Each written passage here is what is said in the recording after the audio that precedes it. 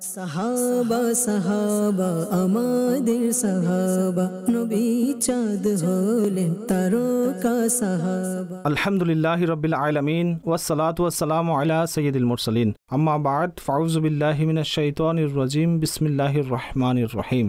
আসসালাতু ওয়াসসালামু আলাইকা ইয়া রাসূলুল্লাহ ওয়া আলা আলিকা ওয়া আসহাবিকা ইয়া হাবিবাল্লাহ।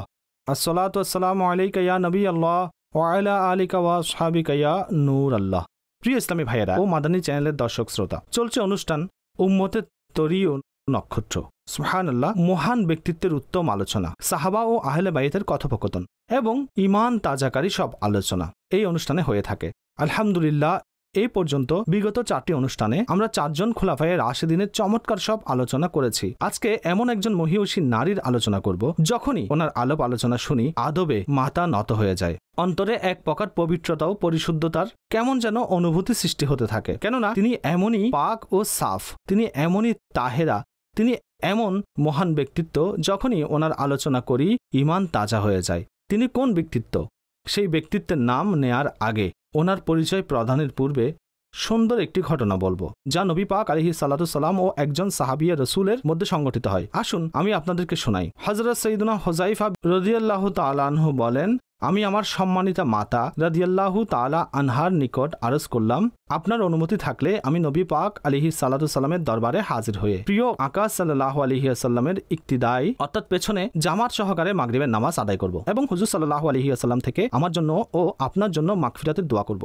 হযরত হুযায়ফা বলেন যে আমার মা অনুমতি দিলেন এবং আমি নবী করিম সাল্লাল্লাহু আলাইহি ওয়াসাল্লামের পবিত্র দরবার শরীফে হাজির হলাম। ওনার পিছনে মাগরিবের নামাজও আদায় করলাম। হুজুর সাল্লাল্লাহু আলাইহি ওয়াসাল্লাম যখন ঈশার নামাজ আদায় থেকে ফারিক হলেন এবং তশরিফ নিয়ে যাচ্ছিলেন, তো আমিও নবী পাকের পিছু পিছু চলতে লাগলাম। সরকার দু আলম সাল্লাল্লাহু আলাইহি ওয়াসাল্লাম আমার আওয়াজ শোনার পর ইরশাদ করলেন, কে হুযায়ফা নাকি রাদিয়াল্লাহু তাআলা আনহু? আমি আরজ করলাম, জি হ্যাঁ ইয়া রাসূলুল্লাহ। নবী পাক আলাইহিস সালাতু সালাম বললেন, তোমার কি সমস্যা?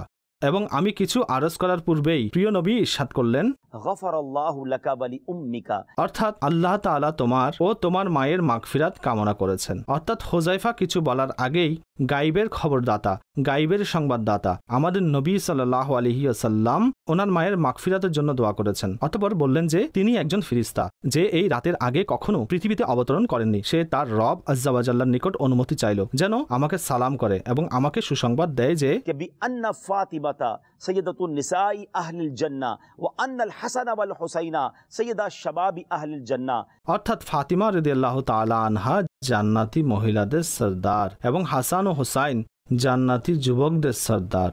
সুবহানাল্লাহ। এই হাদিস থেকে দুটি বিষয় শিখতে পারলাম।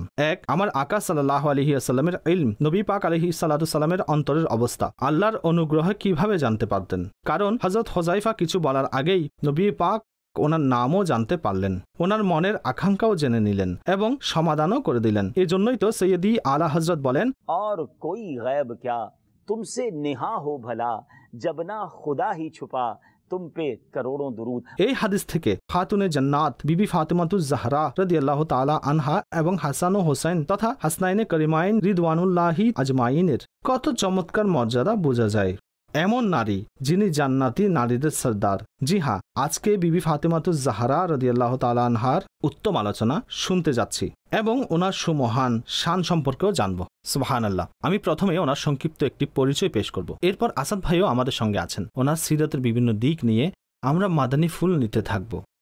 সৈয়দুনা ফাতিমাতুজ জাহরা রাদিয়াল্লাহু তাআলা আনহা শাহেনশাহে কাউনাইন সাল্লাল্লাহু আলাইহি ওয়াসাল্লামের সবচেয়ে ছোট আবার সবচেয়ে প্রিয় ও আদরের শাহজাদি।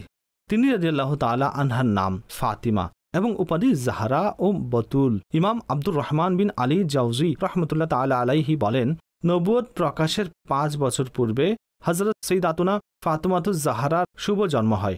হযরত সাইয়্যিদাতুনা ফাতিমা জাহরা রাদিয়াল্লাহু তাআলা আনহার অসংখ্য উপাধি রয়েছে, যেমন উম্মুস সাদাত, দুকতারে মুস্তাফা, বনুয়ে মুর্তজা, সরদারে কাউনাইনে জাহা ও জিনা, সৈয়দা, তাইবা, তাহিরা, ফাতিমা, জাহরা ও বতুল, জাকিয়া, রদিয়া, আবিদা, জাহিদা, মুহাদ্দিসা, মুবাররকা, খৈরুন নিসা, খাতুনে জান্নাত, সুবহানাল্লাহ, উম্মুল হাসানাইন ইত্যাদি ইত্যাদি। এমন মহান উপনাম ও অসংখ্য উপাধি। তিনি রাদিয়াল্লাহু তাআলা আনহুমাকে শোভা পায়। ওনার একটি বিশেষ উপনাম উম্মে আবিহাও রয়েছে। সুবহানাল্লাহ। খাতুনে জান্নাতের আব্বাজান রহমতে আলামিয়ান সাল্লাল্লাহু আলাইহি ওয়াসাল্লামের আলিশান ফরমান হচ্ছে, इन्नमा सुम्मियत फातिमातु लिअन्नल्लाह फतमाहा व मुहिब्बिहा আনিন নার। অর্থাৎ আমার কন্যার নাম ফাতিমা এই জন্য রাখা হয়েছে কেননা আল্লাহ পাক তাকে ও তার অনুরাগীদেরকে দোজখ থেকে মুক্ত রেখেছেন। আল্লাহু আকবার। বিবি ফাতিমাতু জাহরা রাদিয়াল্লাহু তাআলা আনহার প্রতি ভালোবাসা পোষণকারী, অন্তরে ওনার সম্মান লালনাকারীগণ, তোমাদেরকে মুবারকবাদ। ইনাকে ভালোবাসা পোষণকারী, ইনাকে সম্মান প্রদর্শনকারীদেরও ইনশাআল্লাহ তরি পার হবে। নবী পাক সাল্লাল্লাহু আলাইহি ওয়াসাল্লাম অন্য এক জায়গায় বলেন, নিশ্চয় ফাতিমা পাক পবিত্রতা অবলম্বন করেছে এবং আল্লাহ পাক তার সন্তানদেরকে দোজখের জন্য হারাম করে দিয়েছেন। আমার নবীর শাহজাদির শান কত মহান। হযরত সাইয়্যিদুনা আনাস বিন মালিক রাদিয়াল্লাহু তাআলা আনহু একবার ওনার মায়ের কাছে হযরত ফাতিমার সম্পর্কে জিজ্ঞাসা করেন। তখন তিনি বললেন, কানাত কাল কমারি লাইলাতিল বদর, সাইয়্যিদা 14 তারিখের চাঁদের ন্যায় অপূর্ব ও সুন্দর ছিল। बतूल फातिमा जहरा लकब इस वास्ते पाया, बतूल फातिमा जहरा लकब इस वास्ते पाया कि दुनिया में रहें और दे पता जन्नत की निगहत का। সুবহানাল্লাহ। তো এখানে ওনার যে বড় দুটি প্রসিদ্ধ উপাধি জাহারা ও তাহিরা বা জাকিয়া, ওলামাগণ এই নামকরণের কিছু কারণ উল্লেখ করেছেন। মিশকাতের ব্যাখ্যাকার হাকিমুল উম্মত হযরত মুফতি আহমদ ইয়ার খান নঈমী রাহমাতুল্লাহ আলাইহি ওনার নাম ও উপাধি বর্ণনা করে ইরশাদ করেন, আল্লাহ তাআলা সাইয়্যিদা ফাতিমা রাদিয়াল্লাহু তাআলা আনহা সহ যেহেতু তিনি রাদিয়াল্লাহু তাআলা আনহার সন্তান ও ওনার অনুরাগীদের দোজখের আগুন থেকে মুক্ত করেছেন, এই জন্য ওনার নাম ফাতিমা হয়েছে। যেহেতু তিনি দুনিয়ায় থাকা অবস্থায় দুনিয়া থেকে বিমুখ ছিলেন, এই জন্য বতুল উপাধি হয়েছে। জাহারা অর্থ হচ্ছে কলি, তিনি জান্নাতের কলি ছিলেন। এমনকি কখনো ওনার এমন ঘটনা ঘটেনি যা সাধারণ মহিলাদের হয়ে থাকে, অর্থাৎ মহিলাদের যেসব সমস্যা রয়েছে, বিশেষ পিরিয়ড ইত্যাদি হয়, ওনার কখনোই এমন কিছু হয়নি। ওনার দেহ থেকে জান্নাতের সুগন্ধ আসত। আমার আকা সাল্লাল্লাহু আলাইহি ওয়াসাল্লাম ওনার সুঘ্রাণ নিতেন, এই জন্য ওনাকে জাহারা অর্থাৎ কলি বলা হয়। সুবহানাল্লাহ সুবহানাল্লাহ। বেরেলি তাজদার তাই তো লিখেন, क्या बात रजा उस चमनिस्तान करम की जहरा है कली जिसमें हुसैन और हसन फूल। সুবহানাল্লাহ। আম্মাজান জান্নাতের কলি এবং সন্তানদেরকে প্রিয় নবী জান্নাতের ফুল আখ্যা দিয়েছেন। হাসনাইনে করিমাইনের শানে এমন বলা হয় যে প্রিয় নবী ওনাদেরকে চুমু দিতেন। কি বলেন আসাদ ভাই মহান ব্যক্তিত্ব সম্পর্কে? অত্যন্ত মহান ব্যক্তিত্ব। এবং আমরা যখন নারীদের কথা বলি তখন এক্ষেত্রে যেমন নির্ভরযোগ্য এবং অন্যান্য পার্সোনালিটিসের বর্ণনা আসে, তন্মধ্যে তিনি অন্যতম। আমরা যদি তার বংশ দেখি, তার জাত দেখি, তার সম্পর্ক দেখি, তার পরিবার দেখি, নবীর কন্যা ইমামুল আম্বিয়ার শাহজাদি হযরত আলী রাদিয়াল্লাহু তাআলা আনহুর অর্ধাঙ্গিনী, হাসনাইনের মাতা, অর্থাৎ তার যতগুলো সম্পর্ক রয়েছে সেই সব সম্পর্কগুলো এতই মহান যে কেবল এই একটি নিসবতেই যথেষ্ট ছিল। কিন্তু আল্লাহ পাক এই সমস্ত সৌভাগ্যের পাশাপাশি তাকে জাহিরি ও বাতিনি অসংখ্য গুণাবলী দ্বারা সুসজ্জিত করেছিলেন, অথচ তিনি নারী। কিন্তু আল্লাহ পাক তার পার্সোনালিটির মধ্যে, তার চলাফেরায়, তার আকার আকৃতির মধ্যে প্রিয় মুস্তাফা সাল্লাল্লাহু আলাইহি ওয়াসাল্লামের স্মৃতি রেখেছেন, অর্থাৎ খুব মিল ছিল প্রিয় নবী সাল্লাল্লাহু আলাইহি ওয়াসাল্লামের সাথে। তো দৈহিকভাবে হুজুর সাল্লাল্লাহু আলাইহি ওয়া আলিহি ওয়াসাল্লামের সাথে সাদৃশ্য ছিলেন তিনি আকৃতিতে, আর গুণাবলীর ক্ষেত্রেও ছিলেন। তিনি খুবই চমৎকার ছিলেন। পরিবার চাল চলনের কথা বললেন ও সাদৃশ্যতার কথা বললেন। কিতাবে এমন লিখেছেন, নবী পাকের সাথে চাল চলন, আকার, আকৃতি ও কথাবার্তায় বিবি ফাতিমার চেয়ে বেশি কারো নবী পাকের সাথে সাদৃশ্য ছিল। সুবহানাল্লাহ। অর্থাৎ তাসবিরে মুস্তাফা সাল্লাল্লাহু আলাইহি ওয়াসাল্লাম। ওনাকে বলা হতো, আচ্ছা এরপর ইন্টারঅ্যাকশন কেমন ছিল? নবী পাকও ওনার, তিনি নবী পাকের দরবারে হাজির হলেন, প্রিয় নবী দাঁড়িয়ে ওনাকে স্বাগতম জানাতেন। আচ্ছা, যখন প্রিয় নবী ওনার ঘরে তশরিফ নিয়ে যেতেন, তিনি দাঁড়িয়ে প্রিয় নবীর হাতে চুমু দিতেন এবং সম্মানের সহিত বসাতেন। কাজেই এও জানা গেল যে মেয়েকে কিভাবে আদব শিখাতে হয় এবং মেয়ের সাথে কেমন সম্পর্ক রাখা উচিত, নবী পাকের শাহজাদির মাধ্যমে এবং নবী পাকের সাথে ওনার সম্পর্ক থেকে এটাও শিখতে পারছি। জি ঠিক। দেখুন, দুই ধরনের জেন্ডার রয়েছে মাখলুকের মধ্যে, একজন পুরুষ, অন্যজন নারী। তো পুরুষের ব্যাপারে আমরা যেসব পার্সোনালিটির কথা বলি তা তো স্বতন্ত্র, কিন্তু আমরা যখন নারীদের কথা বলবো, যখন আমার মায়ের ব্যাপারে বলি, বিবি সম্পর্কে বলি, মেয়ে সম্পর্কে বলি, তখন তাদের যিনি আইডিয়াল, তারা যাকে ফলো করবেন, আর কন্যার সাথে, মায়ের সাথে, বিবির সাথে যেমন ইন্টারাকশন থাকা চাই, এটা আমরা এই সম্পর্কে বিষয় আসলে এক্ষেত্রে আজওয়াজে মুতাহারার উত্তম আলোচনার কথা বলবো, এবং স্পেশালি বিবি ফাতেমা রাদিয়াল্লাহু তাআলা আনহার আসবে এবং আমার আকা সাল্লাল্লাহু আলাইহি ওয়াসাল্লামের। এই যে একটি আমল যা আপনি এখন উল্লেখ করলেন, এটা তো কায়নাতের সকল নারীদের জন্য একটি গর্বের বিষয়, অর্থাৎ কন্যাকে। তাছাড়া কন্যার পরিবেশটা কেমন আমরা যদি একটু ইতিহাসের আলোকে দেখি, তাহলে বর্তমানে যদিও কিছু আধুনিকতা এসেছে, সমাজ উন্নত হয়েছে, মানুষ সচেতন হয়েছে, চালাক হয়েছে, কিন্তু এটা সে সময়ের কথা। ওই সময়ে, সেটাও নবুয়ত প্রকাশের 5 বছর পূর্বে তার জন্ম হয়েছিল। তখনও তো এমন সময় ছিল যখন কন্যাদের আল্লাহর পানা সমাজে অপয়া মনে করা হতো, জীবিত দাফন করে দিত, মন্দ ভাবা হতো। অর্থাৎ এমন খারাপ অবস্থা ছিল যেমন পশুর সাথে এত খারাপ আচরণ হতো না, যেমনটা কন্যাদের সাথে করা হতো। কিন্তু আমার আকা সাল্লাল্লাহু আলাইহি ওয়াসাল্লাম ওই যুগে আপন শাহজাদিগণের সাথে যে সদা আচরণ করে দেখিয়েছেন, এটা সমস্ত মানব জাতির কাছে তার অনুগ্রহ। আচ্ছা, তিনি তো নিজ আদর যত্ন করেছেন, মায়া করেছেন, তবে কন্যাগণ যা করে দেখিয়েছেন, অর্থাৎ আপন পিতার আহকামের উপর সীমাহীন আনুগত্য। তাদের যে পরিবারবর্গ ছিল তা খুবই সাদামাঠা ছিল, যেহেতু প্রিয় নবী সাল্লাল্লাহু আলাইহি ওয়াসাল্লামের দীক্ষা ছিল। তিনি পার্থিব ধন সম্পদ অর্জন করেননি, কিন্তু ওলামাগণ বলেন তার যে দারিদ্রতা ছিল এবং দুনিয়া থেকে বিমুখতা ও ধন ঐশ্বর্য শূন্যতা ছিল, এমনটা স্বইচ্ছায় করেন। অন্যথায় এমন নয় যে তিনি সম্পদ জোগাতে পারেন না। তিনি তো এমন যার দোয়ায়, যার কৃপা দৃষ্টিতে, যার একটি ইশারায় হাজারো আমির হতে পারে, হাজারো ধনাঢ্য হতে পারে। বর্তমানও তার ওসিলায় দোয়া করা হলে আল্লাহ পাক কবুল করেন, তো তার জন্য এসব কিছু সাধারণ। এমন না যে তার কাছে ছিল না বলে তিনি আকাঙ্ক্ষা করতেন, বরং দারিদ্রতা অবলম্বন করেছেন। প্রিয় নবী সাল্লাল্লাহু আলাইহি ওয়াসাল্লাম যেভাবে তার জীবনযাপনের পদ্ধতি অবলম্বন করেছেন, সেই পন্থাকেই তিনি সাধুবাদ জানিয়েছেন। একটি ঘটনা রয়েছে তাসবিহে ফাতিমা নামে, সেটাও উল্লেখ করব। এতে আরও অসংখ্য শিক্ষা রয়েছে। যেমন তিনি রাদিয়াল্লাহু তাআলা আনহা সাধারণত ঘরোয়া কাজকর্ম নিজেই করতেন।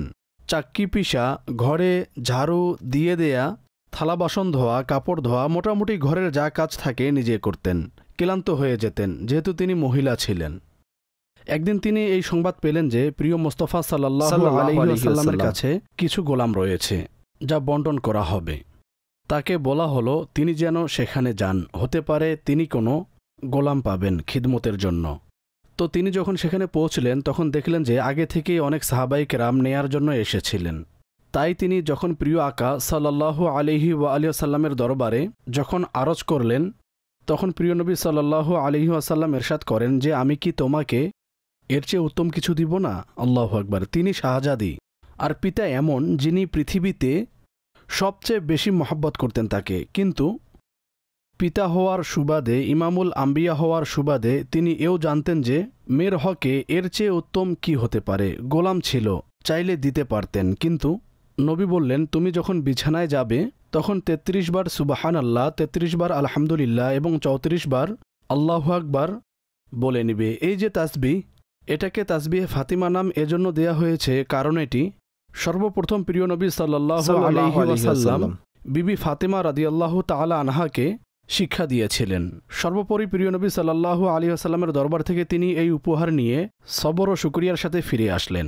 বোঝা গেল যে আল্লাহ পাক এই ঘরানাকে কত মর্যাদা দান করেছেন। এখন হয়তো অসংখ্য ভিউয়ার্সগণ প্রথমবার বুঝেছেন যে নামাজের পর তাসবিহে ফাতিমা তো পড়ে, কিন্তু এর নেপথ্যে সেই ঐতিহাসিক ঘটনা কি তা আজ জানতে পারলো যে কেমন ধৈর্যের বলা যায় উপহার পেশ করলেন প্রিয় নবী সাল্লাল্লাহু আলাইহি ওয়াসাল্লাম। আচ্ছা, ওলামাগণ খুব সুন্দর কথা বলেছেন। বিভিন্ন পেশার মানুষ আমাদেরকে শুনছেন। যে ব্যক্তি কাজকর্ম করে ক্লান্ত হয়ে যায়, বলা হচ্ছে রাতে শোয়ার পূর্বে যদি তাসবিহে ফাতিমা পাঠ করা হয় তাহলে ক্লান্তি দূর হয়ে যায়। আচ্ছা, আরেকটি বিষয় আমি চাচ্ছি এই প্রসঙ্গে আরো কিছু আলোচনা করি। একটা বর্তমান সময়েও মহিলাদের জন্য অনেক বড় শিক্ষা, যাদের ডিমান্ড শেষ হয় না, যাদের সাধারণত ওই যে মনে করুন আবদার ক্রমাগত চলতে থাকে। বাবার উপর আলাদা প্রেশার, ভাইয়ের উপর আলাদা, যখন বিয়ে হয় তখন স্বামীর উপরে প্রেশার। নিশ্চয় ঘরের পুরুষ যারা আছে তারা ফ্যামিলিকে টেক কেয়ার করবে, কিন্তু ফ্যামিলিরও কিছু দায়িত্ব আছে। আর এদিকে দেখুন, যখন মাওলা আলী কারামাল্লাহু তাআলা ওয়াজহাহুল করিম নিজে বলছেন আব্বাজান থেকে আপনি নিয়ে আসুন, কিন্তু যখন নবী পাক তরবিয়ত করলেন তখন নিজ হাতে কে কাজ করছেন? যিনি খাতুনে জান্নাত। তো আমি সেই কথাই বলবো, ওনারা এমন ব্যক্তিত্ব যারা ইশারা করতেই জান্নাতের নিয়ামত নেমে আসবে, অথচ তারা এইভাবে জীবন যাপন করেছেন। এগুলো অসংখ্য গরিবের জন্য সান্ত্বনা হয়ে গেল। এখানে আমি আসাদ ভাই একটু স্টপ করি। এই বিষয়কে অসংখ্য মানুষ আছে, যেমন আপনার মাদানী চ্যানেলের দায়িত্ব আছে, 700-800 মতো স্টাফ আপনার কাছে আছে, হাজারো মানুষ দাওয়াত ইসলামীতে জব করে, আমাদের কাছেও এমপ্লয়ার আছে। আমরা দেখছি যে কিছু মানুষ ফ্যামিলি প্রেশারের মধ্যে থাকে, কেননা সে যখন ঘরে যায় একে তো সে মেহনত মজুরি করে, খুব কষ্টে সে স্যালারি নিচ্ছে, কিন্তু ঘর থেকে যেসব কথা শোনায় পরিবার থেকে কথা শোনায় কেন? তারা অন্য কাউকে দেখছে, যেমন অমুক গাড়ি নিয়েছে, তুমি এখনো মোটরসাইকেলে আছো, অমুক দেশে বেড়াতে নিয়ে গেছে, তুমি আমাকে আমার দেশেও ট্যুর করাওনি, অমুক কাপড় নিয়ে দিয়েছে, আমাদের কাছে ওই কাপড়ও নেই। যখন এমন প্রেশার আসে তখন দুটি প্রবলেম হয়। আচ্ছা, সে নিজের ইনকাম ইনক্রিজ করতে পারে না, কেননা সে তো প্রতিষ্ঠানের মালিক নয়, সে তো স্যালারির মাধ্যমে কাজ করে। সে যখন ক্লান্ত হয়ে ঘরে যায়, ঘর যেখানে তার প্রশান্তি লাগার কথা সেখানেও টেনশন আছে। এন্ড অফ দ্য ডে সে অসুস্থ হয়ে যায়। আচ্ছা, সে হয়তো ডিপ্রেশনের রোগী, ডায়াবেটিস বা ব্লাড প্রেশার হয়ে যাবে। এটা নাম্বার 1। নাম্বার 2, এখন সে কি করে? সব শেষ যখন সে দেখবে খুব বেশি প্রেশার, তখন প্রেশারের কারণে সে এক্সট্রা কাজ করার চেষ্টা করে। এক্সট্রা কাজে অনেক সময় ক্ষতি হয়ে যায়, কেননা যখন কারো উপর ভরসা করে মানুষ টাকা ইনকাম করে যেন লাভ আসে, কখনো তার লস হয়ে যায় অথবা নিজের স্বাস্থ্যের আরো ক্ষতি হয়ে বসে। আচ্ছা, দ্বিতীয় যে আরো ক্ষতিকর বিষয়, ওই প্রেশারের কারণে সে হারাম কাজের দিকে যাচ্ছে। আচ্ছা, কোথাও না কোথাও থেকে 2 নাম্বারই করে টাকা আনবই, না হলে বাড়িতে রক্ষা নেই। আচ্ছা, তুমি চুরি করো, ডাকাতি করো, আমাদের ওটা চাই। সুতরাং আমি এই ক্ষেত্রে ওইসব ইসলামী বন্ধুদের উদ্দেশ্যে বলবো, খাতুনে জান্নাতের আলোচনা চলছে, পবিত্র মহরম মাস চলছে, আমাদের এইসব করা উচিত নয়, আমাদের উচিত সাপোর্ট করা। আপনি বিশ্বাস করুন, আমি আমার জীবনে এটা দেখেছি, যেসব নারীরা দুঃসময় চলাকালীন নিজের ঘরের পুরুষকে সাপোর্ট করেছে, আল্লাহ তাদেরকে সুখের দিন দেখিয়েছেন। যারা দুঃখের সময় কষ্ট দিয়েছে, তারা কষ্ট থেকে বেরোতে পারেনি। তাছাড়া আমরা এখানে আরেকটি চিত্র দেখি, আপনি দেখেছেন হয়তো, অনেক সময় পরিবার জানে যে তার ইনকাম 50,000, জিনিস কিনে 2 লাখের, সবাই তো খুশি, কেউ জিজ্ঞেস করছে না যে কোত্থেকে আনছে, কি করছে। বলে আমার কাজ হলেই হয়, গাড়ি এনেছে, ঘর রং করেছে, নতুন ফার্নিচার এনেছে, ঘোরাফেরা করতে চায়।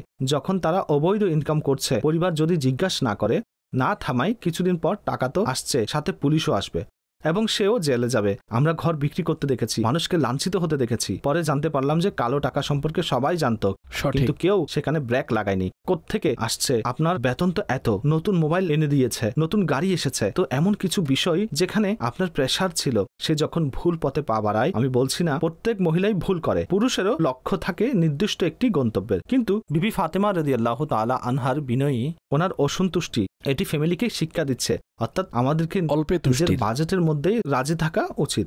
এছাড়া ঘরের পুরুষ যখন কাজে যায় তখন তাদেরকে ফ্রি করে দিন, চিন্তামুক্ত রাখুন। সুন্দর একটি কথা মনে পড়েছে, আমি পড়েছিলাম একবার, আগের যুগে পুরুষ যখন কাজে যেত তখন মহিলারা তাদেরকে বলতো, কখনো হারাম কামাবেন না, আমরা অল্প খাবো কিন্তু জাহান্নামের আগুন সহ্য করতে পারবো না। এই চিন্তা ছিল আগে। আর এখন আল্লাহর পানা এমন কথা বলে, যে করে হোক আমাদের এই জিনিসটির দরকার। কম্পারিজন খুব খারাপ হয়ে গেছে এবং নৈতিক গুণাবলী শেষ হয়ে গেছে।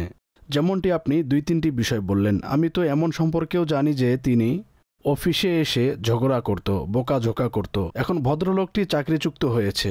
মূলত তিনি কর্মক্ষেত্রে এত পেরেশান, এত অস্থির পরিবেশে ছিলেন। পরবর্তীতে আমরা জিজ্ঞেস করলে জানতে পারলাম তার ঘরের পরিবেশেই ঠিক ছিল না। অর্থাৎ সে তার ঘরের প্রেশারের কারণে নিজের জব থেকেও ছিটকে পড়ে। স্বাভাবিক, মানুষ যদি ঘর থেকে নিশ্চিন্তে বের হতে না পারে, জবে যাওয়ার আগে যদি উদ্বিগ্ন থাকে, তবে তার কর্মস্থানে সেখানের ওয়ার্কিং এনভায়রনমেন্ট, অর্থাৎ তার কলিগদের সাথে ইন্টারাকশন ভালো থাকবে না।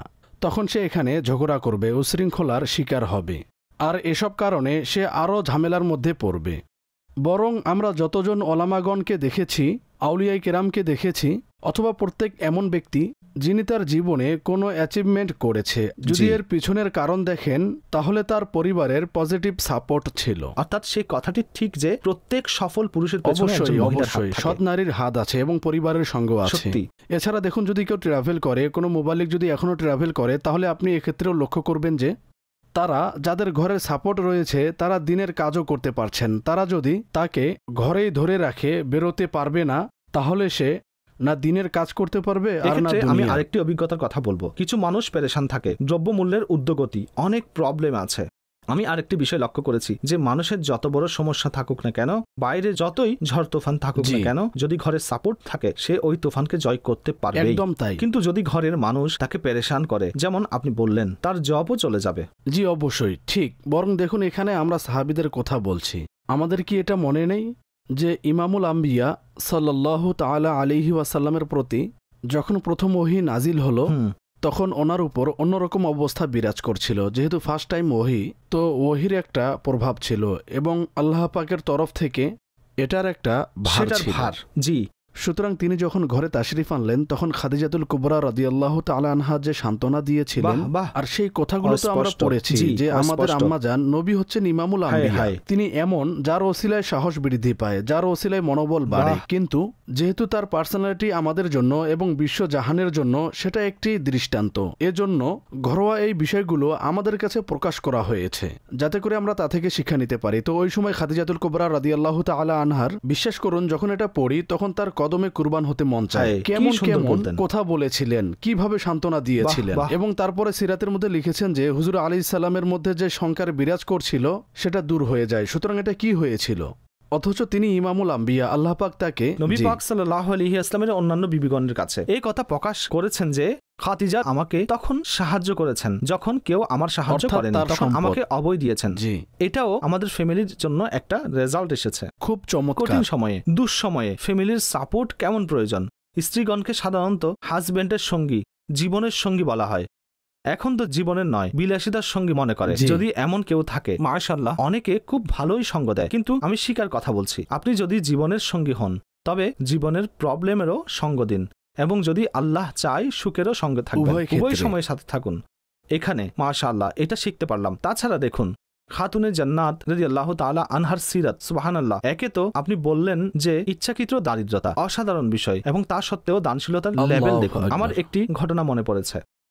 এমনও ঘটনা ঘটেছে আসাদ ভাই, হাসান হুসাইন ঘরে আছে অথচ আহারের কিছু নেই। তো মাওলা আলী শেরে খোদা কারামাল্লাহু তাআলা ওয়াজহাহুল করিমের নিকট একবার তিনি বললেন যে আমার পোশাক নিয়ে যান এবং এই পোশাক বিক্রি করে ঘরের জন্য কিছু খাবার নিয়ে আসুন। আমি আপনাদেরকে জিজ্ঞাসা করি, এত মূল্যবৃদ্ধি হয়েছে, এমন কজন মানুষ আছেন যারা ঘরের জিনিস বিক্রি করে খাবার খেয়েছেন, কাপড় বিক্রি করে খাবার খেয়েছেন? ঠিক আছে, অনেক সময় প্রবলেম চলে আসে, কোনো দামি জিনিস বিক্রি করতে হয়, দামি মোবাইল বিক্রি করে সস্তা মোবাইল নিয়ে নিলেন, দামি গাড়ি বিক্রি করে ছোট নিয়ে নিলেন। অবস্থার সাথে মিলিয়ে চলতে হয়। আমি তো বলেছি সবর ও শকর করুন, আল্লাহ চাহে তো আবার সচ্ছলতা ফিরে আসবে। এখন শুনুন, তো মাওলা আলী শেরে খোদা বাজারে গেলেন এবং বিবি ফাতিমা খাতুনে জান্নাতের পোশাক বিক্রি করলেন। 6 দিরহামে বিক্রি হয়। আসাদ ভাই, দানশীলতার লেভেল আসলে এমন কথা শুনলে দেহের অনেক সময় লোম দাঁড়িয়ে যায়। তো মাওলা আলী যখনই 6 দিরহাম পেলেন, তো এমন সময় একজন ফকির আসলো আর বলল, হে আলী, আল্লাহর রাস্তায় কিছু খরচ করো, আমি ক্ষুধার্ত। লজিক তো বলছে যে নিজের ঘরেও বাচ্চারা ক্ষুধার্ত, আমি প্রয়োজনে 1 দিরহাম দিই। তিনি পুরো 6 দিরহাম দিয়ে দিলেন, আল্লাহু আকবার, আবার খালি হাত। কি চমৎকার! অর্থাৎ কেমন ধরনের দানশীলতা ছিল। আচ্ছা, এরপর তিনি হাঁটতে থাকলেন। তো এক বেদুইন বলল, হে আবুল হাসান, এই উট কি কিনবেন? ওনার কাছে তো কিছুই ছিল না। তিনি খাবার আনতে ঘর থেকে বের হয়েছিলেন। বললেন, আমার কাছে কিছুই নেই। বলল, বাকিতে নিয়ে নিন। কত? বলল, 100 দিরহাম। কিনে নিলেন। একটু সামনে গেলেন তো আরেকজন বেদুইন এসে বলল, আপনি এই ওট বিক্রি করবেন? আচ্ছা, এটার দাম কত? দেখুন, এখানে ব্যবসায়ী লোকদের জন্য শিক্ষা আছে। এমন ব্যক্তি যার কাছে এতক্ষণ হাতে কিছু ছিল না, এখন ওনাকে জিজ্ঞাসা করা হচ্ছে কত দিয়ে নিয়েছেন। এখন সত্য সত্য বলা, শেয়ার করা সামান্য ব্যাপার। বললেন, 100 দিয়ে নিয়েছি। ঠিক আছে, 100 দিয়ে নিয়েছেন, 160 দিবেন? তিনি বিক্রি করলেন। সামনে যাওয়ার পর আগের জন চলে আসলো, বলল, ওট কোথায়? বললেন, বিক্রি করেছি, আমার 100 দিরহাম দিন। তিনি 100 দিরহাম দিয়ে দিলেন। ঘরে 60 দিরহাম নিয়ে এলেন। তো বিবি ফাতিমা বললেন, হে আলী, আমার পোশাক কি 60 দিরহামে বিক্রি হয়েছে? আমি আল্লাহর রাস্তায় 6 দিরহাম খরচ করেছি, আল্লাহ আমাকে 60 দিরহাম দান করেছেন। এরপর যখন সকালে রসুলের দরবারে পৌঁছলেন, তো মাওলা আলী সেই ঘটনা বর্ণনা করার আগে নবী পাক সাল্লাল্লাহু আলাইহি ওয়াসাল্লাম বললেন, কিছুটা এভাবে ইরশাদ করলেন, হে আলী, তুমি জানো সেই ওট বিক্রেতা কে ছিল আর ক্রেতা কে ছিল? জিবরাইল ও মিকাইলের কথা বললেন যে তারা এসেছেন, একজন ওট বিক্রি করেছে এবং অপরজন ক্রয় করেছে, ফেরেশতা পাঠানো হয়েছে। কথা হচ্ছে, ওনারা এমন পরিবার যাদের সাহায্য সহযোগিতার জন্য ফেরেশতা নাজিল হয়েছে। কিন্তু তারপর বিনয় কেমন ছিল, দানশীল ছিলেন। তো এখানে আগের অনুষ্ঠানের মতো কথাটা বলবো, আপনি যদি সমস্যার মধ্যেও থাকেন, আপনি আল্লাহর সাথে অবশ্যই ব্যবসা করুন, আপনি আল্লাহর রাস্তায় খরচ করুন, অবশ্যই এটা ডাবল হয়ে যাবে। থাকা চাই। দেখুন আরেকটি ঘটনা, বিবি ফাতিমা রাদিয়াল্লাহু তাআলা আনহার। এখানে নারীদের জন্য দর্স আছে। ঠিক আছে, আপনি নিজ ঘর সন্তানাদির কল্যাণের জন্য চেষ্টা করেন জায়েজ পন্থা অবলম্বনে। দেখুন, কিন্তু নেকির মধ্যেও চেষ্টা থাকা উচিত। একদা ওসমান গনি রাদিয়াল্লাহু তাআলা আনহু প্রিয় নবী সাল্লাল্লাহু তাআলা আলাইহি ওয়া আলিহি ওয়াসাল্লামকে দাওয়াত করলেন। কি চমৎকার ঘটনা! তো যখন প্রিয় নবী সাল্লাল্লাহু তাআলা আলাইহি ওয়াসাল্লামকে বাড়িতে নিয়ে যাচ্ছিলেন, তিনি পায়ের ছাপ গণনা করছিলেন। আর তিনি আকাঙ্ক্ষা করেছেন, ইয়া রাসূলুল্লাহ সাল্লাল্লাহু আলাইহি ওয়াসাল্লাম, আজকে আপনি আমার ঘরে তাশরিফ এনেছেন, তো আমি ভাবছিলাম যে এমন কিছু করব যা খুবই স্পেশাল হবে। কাজেই আমি ওসমানের আশা হলো আমার ঘর পর্যন্ত আপনার যত কদম পড়েছে প্রত্যেক কদমের বিনিময়ে একটি গোলাম আজাদ করব। ওসমান গনির দানশীলতা কত মহান এবং কত সুন্দর তার রেসপেক্টের ধরন। যাই হোক, প্রিয় মুস্তাফা সাল্লাল্লাহু তাআলা আলাইহি ওয়াসাল্লাম উপস্থিত হলেন, আহার করলেন, তাশরিফ নিয়ে গেলেন। আচ্ছা, এই খবর মাওলা আলী রাদিয়াল্লাহু তাআলা আনহু জানতে পারলেন। তিনি দাওয়াতে ছিলেন। আচ্ছা, তিনি ঘরে যখন আসলেন তখন ঘটনা বললেন। বিবি ফাতিমা রাদিয়াল্লাহু তাআলা আনহা বললেন যে, হে আলী রাদিয়াল্লাহু তাআলা আনহু, আপনিও প্রিয় নবীকে দাওয়াত দিন, আমরাও কিছু ব্যবস্থা করি। আচ্ছা, সত্যি বলতে তখন কিন্তু ঘরে কিছুই ছিল না, অর্থাৎ খাবার দাবার পাকানোর জন্য কিছুই ছিল না। কিন্তু কে বলেছেন? কে বলেছেন? ওনারই শাহজাদি। জি, তার শাহজাদি। অথচ নিজের স্বামীকে বলছেন যে আপনি নিয়ে আসুন, আমরা দাওয়াত করলাম। তো মাওলা আলী রাদিয়াল্লাহু তাআলা আনহু হাজির হলেন এবং প্রিয় নবীকে দাওয়াত করলেন। তো প্রিয় নবী একা আসেননি, তিনি নিজের সাহাবাকেও সঙ্গে নিয়ে গেলেন। চলো ভাই, আজকে আলীর বাড়িতে চলো। ফাতিমার ঘরে দাওয়াত, অথচ সেখানে পাকানোর জন্য বস্তুত কিছুই ছিল না, কিন্তু তাওয়াক্কুল ছিল। প্রিয় নবী সাল্লাল্লাহু আলাইহি ওয়াসাল্লাম তাশরিফ আনলেন। এদিকে বিবি ফাতিমা নামাজের জন্য দাঁড়িয়ে গেলেন এবং খুব একাগ্র চিত্তে আপন রবের নিকট দোয়া করছেন, হে মাওলা, আমি হাড়ি বসিয়ে দিয়েছি, খাবারের ব্যবস্থা তুমি করো। হাড়িতে কিছুই নেই, চুলায় রেখে দিয়েছেন এবং তখন দোয়ায় মশগুল। অর্থাৎ তাদের তাওয়াক্কুল তো আমরা ভাবতেও পারবো না। অর্থাৎ এমনও তাওয়াক্কুল, সবাই চলে এসেছে, কিন্তু আল্লাহর দরবারে তার কুদরতের প্রতি, তার ক্ষমতার উপর, তার এমন মহান কুদরতের উপরে এত তাওয়াক্কুল। আল্লাহ পাক ওই হাড়ির মধ্যে জান্নাত থেকে খাবার প্রেরণ করেন। আর যখন সেই খাবার পরিবেশন করা হলো, সাহাবায়ে কেরাম সেটা খেতেন আর তারা ভাবতেন যে এমন খাবার তো আমরা কখনো খাইনি। মদিনায় সাধারণত যেই খাবারের প্রচলন ছিল তার সম্পর্কে সবারই ধারণা ছিল, তবে এটার টেস্টও ভিন্ন, আবার ঘেরানো ভিন্ন। প্রিয় নবী সাল্লাল্লাহু আলাইহি সাল্লাম যখন সাহাবাদের অবাক হওয়ার বিষয়টা দেখলেন, তখন তাদের প্রশ্ন করলেন, তোমরা জানো এটা কোথাকার খাবার? আরজ করা হলো, আপনি ইরশাদ করুন। তখন বললেন, এই খাবার তোমাদের প্রভু জান্নাত থেকে নাজিল করেছেন। জান্নাতি খাবার, খাতুনে জান্নাতের দোয়ার বরকতে খাওয়ানো হয়েছে। আচ্ছা, এই ছিল খাবার। কেমন সেটা? এখন বাসনা ছিল, যেমনইভাবে ওসমান গনি সম্মান প্রদর্শন করেছেন এবং ঐতিহাসিক দাওয়াত করেছিলেন, তদনুযায়ী আমাদের কাছে তো কিছুই নেই, যেহেতু গোলামের মূল্য চড়া ছিল। তাছাড়া বস্তুত তখন কোনো সম্পদও ছিল না তাদের কাছে। আবার আল্লাহর দরবারে হাত তুললেন, মওলা, আমাদের ইজ্জত তোমার হাতে, আমি তোমার নিকট দোয়া করছি, আমি তোমার কাছেই এই প্রার্থনা করছি। তিনি যখন আল্লাহ পাকের দরবারে দোয়া করলেন, আল্লাহ পাক জিবরাইল আমিনকে সরকার সাল্লাল্লাহু আলাইহি ওয়াসাল্লামের দরবারে প্রেরণ করলেন আর এই পয়গাম পাঠালেন। জিবরাইল আমিন পয়গাম নিয়ে আসলেন। ইয়া রাসূলুল্লাহ সাল্লাল্লাহু আলাইহি ওয়াসাল্লাম, সংক্ষেপে বলছি, হযরত ওসমান তো প্রতি কদমের বিনিময়ে হযরত ওসমান একটি গোলাম আজাদ করেছিলেন।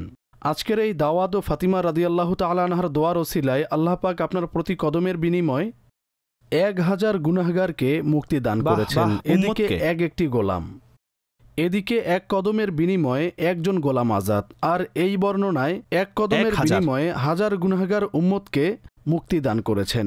এটা তার শান।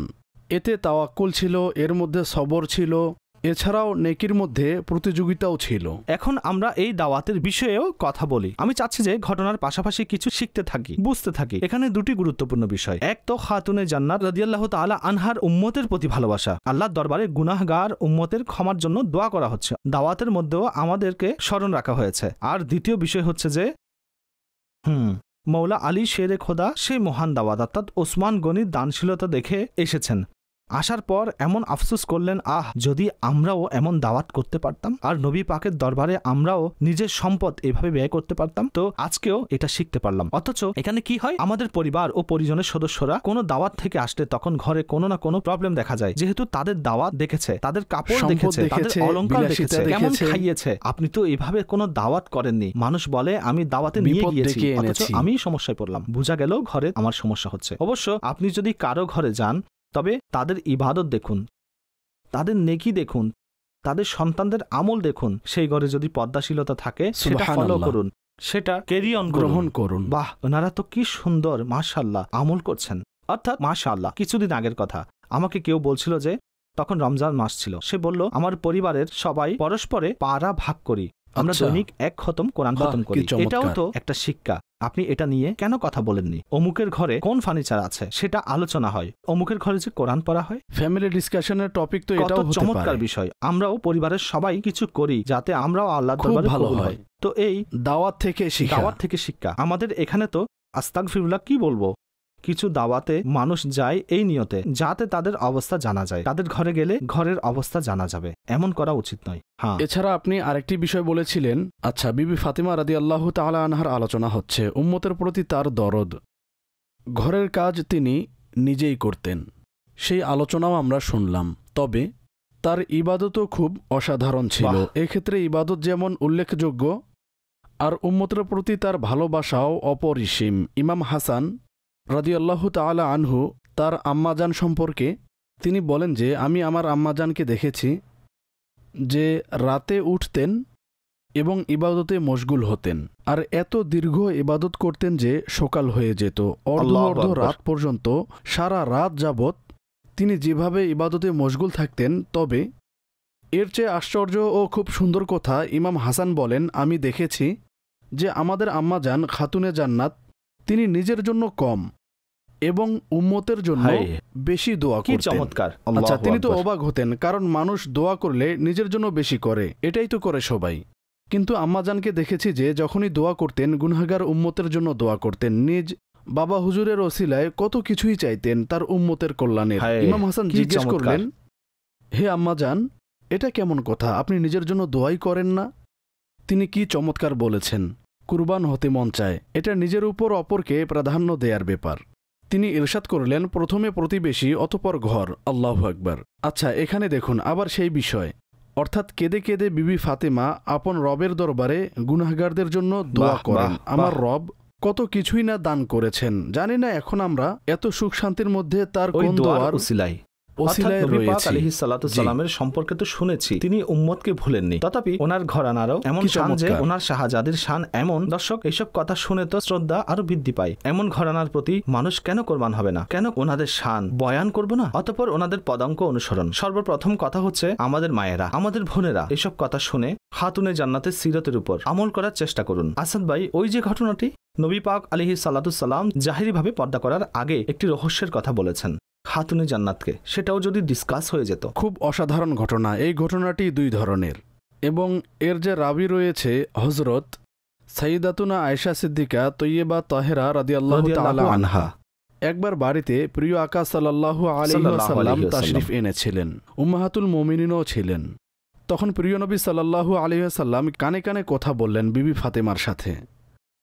কথা শোনার পর বিবি ফাতেমা চিন্তিত হলেন, কাঁদতে লাগলেন। কিছুক্ষণ পর প্রিয় আকা সাল্লাল্লাহু আলাইহি ওয়াসাল্লাম পুনরায় কানে কানে কিছু বললেন। তখন তিনি মুচকি হাসলেন, হেসে দিলেন। তো যখন তিনি একাকী ছিলেন তখন মা আয়েশা রাদিয়াল্লাহু তাআলা আনহার মনে জানার আগ্রহ ছিল। তিনি তাকে ডাকলেন এবং বললেন যে, বলুন প্রিয় আকা সাল্লাল্লাহু আলাইহি ওয়াসাল্লাম আপনার কানে কি কথা বললেন এবং কি বলেছিল যার ফলে আপনি একবার কাঁদতে লাগলেন আবার একবার হেসে দিলেন? তখন তিনি বললেন যে, আমি আমার আব্বাজানের গোপন কথা প্রকাশ করতে পারবো না। আচ্ছা, তখন তিনি চুপ হয়ে গেলেন। যখন প্রিয় নবী সাল্লাল্লাহু আলাইহি ওয়াসাল্লামের জাহিরি ওয়াফাত হলো তখনও আয়েশার সেই কথা মনে ছিল। সময় অনেক গড়িয়ে যায়, কিন্তু কথা এমন ছিল মনে রাখার মতো। মন উদ্গ্রীব ছিল, রহস্য কি ছিল জানতে। রহস্য কি ছিল? রহস্য কি ছিল? তখন তিনি পুনরায় জিজ্ঞেস করলেন। বিবি ফাতিমা রাদিয়াল্লাহু তাআলা আনহা আরজ করলেন, হ্যাঁ, এখন আমি আপনাকে সেই কথা বলবো। অতঃপর ইরশাদ করলেন, প্রিয় আকা সাল্লাল্লাহু তাআলা আলাইহি ওয়াসাল্লাম নিজের ইন্তেকাল সম্পর্কে সংবাদ দিয়েছিলেন, অর্থাৎ অতি শীঘ্রই আমি দুনিয়া হতে পর্দা গ্রহণ করব। তো এটা শুনে আমি চিন্তাগ্রস্ত হয়ে পড়েছিলাম। এরপর যখন আমাকে চিন্তিত দেখলেন তখন আমাকে ইরশাদ করলেন যে, হে ফাতিমা, তুমি জান্নাতের সকল মহিলাদের সর্দার। যখন আমি এটা শুনলাম তখন মুচকি হাসলাম এবং অন্য বর্ণনায় রয়েছে সর্বপ্রথম জান্নাতে তুমি আমার সঙ্গে মিলিত হবে। আমার আব্বাজান যখন এটা ইরশাদ করলেন তখন আমি মুচকি হাসলাম। এ বিষয়ে ওলামাগণ বলেন, এক তো বিবি ফাতিমা রাদিয়াল্লাহু তাআলা আনহার শান যে তখন সমস্ত উম্মাহাতুল মুমিনিন উপস্থিত ছিলেন, অথচ এই রহস্যের কথা তখন আমার আকা আপন শাহজাদিকেই বললেন। কারণ মানুষ গোপন কথা তাদেরকেই বলে যারা খুব বেশি প্রিয় হয়। এক্ষেত্রে এখানে ফাতিমার গুরুত্বের কথা বোঝা যায়। এখানে শেখার জন্য দ্বিতীয় বিষয় হচ্ছে, যে কোনো কথা সবাইকে বলা যায় না। আর সবসময়ও বলা যায় না। যদি এমন কোনো কথা থাকে যা আমার মনে হচ্ছে এটা এ সময় কারো কাছে প্রকাশ করা ভালো হবে না, তাহলে সেটা কন্ট্রোল রাখা। আমাদের অবস্থা এমন হয় যে যদি কোনো কথা জানতে পারি সেটা সবার কাছে বিকাশ করতে থাকি। আর এখানে হযরত আয়েশা সিদ্দিকা রাদিয়াল্লাহু তাআলা আনহারও শান যে যখন ফাতিমা বললেন এটা গোপন কথা, তখন তিনি জেদ দেখাননি যে তোমাকে বলতেই হবে। তিনিও তখন নিশ্চুপ হয়ে গেলেন। কাজে এখানেও একটি সুন্দর পার্সোনালিটি দেখা যাচ্ছে।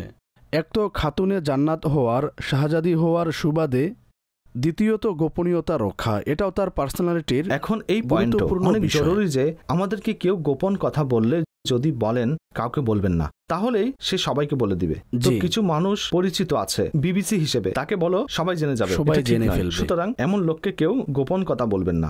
এই দ্বিতীয় বিষয় যা এই ঘটনা থেকে জানা যাচ্ছে, অর্থাৎ প্রিয় নবীর প্রতি ভালোবাসা কেমন দেখুন। অথচ নবী পাক আলাইহিস সালাতু সালাম একে তো নিজের পর্দা করার ব্যাপারে বললেন, সেটা তো দুঃখের কথা ছিল। আবার অন্য বর্ণনা মতে নবী বলেন যে তুমি সর্বপ্রথম আমার সাথে মিলিত হবে। এখন তিনি হাসছেন, অথচ এটা দুনিয়া থেকে বিদায়ের ইঙ্গিত। আর বিবি ফাতেমা পূর্ণ যৌবনে দুনিয়া থেকে বিদায় নিয়ে গেছেন। মূলত এটাও এমন মহাব্বত যে নবীর সাথে দেখা হবে বলে খুশি। অবশ্যই তাদের জীবন মরণ এখানে ওখানে। সাহাবায়ে কেরামের অবস্থা এমন ছিল। একজন সাহাবীর ঘটনা আছে যিনি পেরেশান ছিলেন। বলল, ইয়া রাসূলুল্লাহ সাল্লাল্লাহু আলাইহি সাল্লাম, দুনিয়াতে তো আপনার সাথে আছে, জান্নাতে আপনার মর্যাদা ও স্থান অনেক বেশি থাকবে, সেখানে কিভাবে আপনার দিদার হবে? তারপর সেই ঐতিহাসিক হাদিসে পাক এটা সে সময় বলেন, আলমারউ মা মান আহাব্বা, অর্থাৎ মানুষ তার সাথেই থাকবে যাকে সে ভালোবাসে। প্রিয় আকা সাল্লাল্লাহু আলাইহি ওয়াসাল্লামের সাহাবী ও সাহাবিয়াদের জীবন এমনই ছিল। দর্শক, কত চমৎকার, খুব সুন্দর একটি হাদিস বলে আমরা অনুষ্ঠানের পরিসমাপ্তি করব।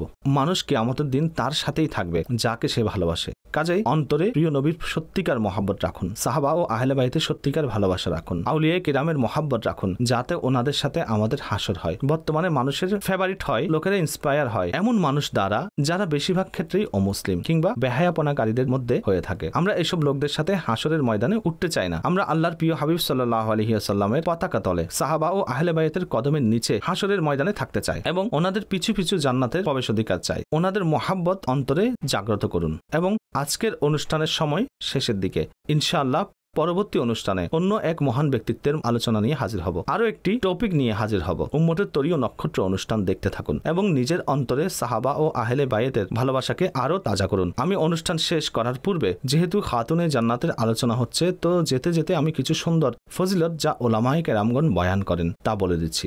হাতুনে জান্নাতের 10টি ফজিলত। সুবহানাল্লাহ। হাতুনে জান্নাত হযরত ফাতিমা রাদিয়াল্লাহু তাআলা আনহা আপাদা মস্তক প্রিয় নবীর সাদৃশ্য ছিলেন। তিনি রাদিয়াল্লাহু তাআলা আনহার চাল চলন, প্রত্যেক কাজকর্ম সরকার দু আলম সাল্লাল্লাহু আলাইহি ওয়াসাল্লামের অনুরূপ ছিল।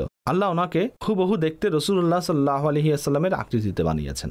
মুফতি আহমদিয়ার খান রাহমাতুল্লাহ তাআলা আলাইহি উম্মুল হাসনাইন শাহজাদিয়ে কাউনাইন এর শান বর্ণনা করে বলেন, रसूलुल्लाह की जीती जागती तस्वीर को देखा, किया नजारा जिन आंखों ने तफसीरे नबुव्वत का। সুবহানাল্লাহ। হুজুর সাল্লাল্লাহু আলাইহি ওয়াসাল্লাম যখন খাতুনে জান্নাতকে আসতে দেখতেন তখন খুশিতে দাঁড়িয়ে যেতেন এবং নিজের স্থানে বসাতেন। 6 নাম্বার, যখন খাতুনে জান্নাত ফাতিমাতুজ জাহরা নবী পাক সাল্লাল্লাহু আলাইহি ওয়াসাল্লামের দরবারে হাজির হলেন তখন সকল উম্মাহাতুল মুমিনিন উপস্থিত ছিলেন, কিন্তু শাহে বাহরুবার সাল্লাল্লাহু আলাইহি ওয়াসাল্লাম ওনার গোপন রহস্যের কথা শুধু নিজের প্রিয় শাহজাদিকে বললেন।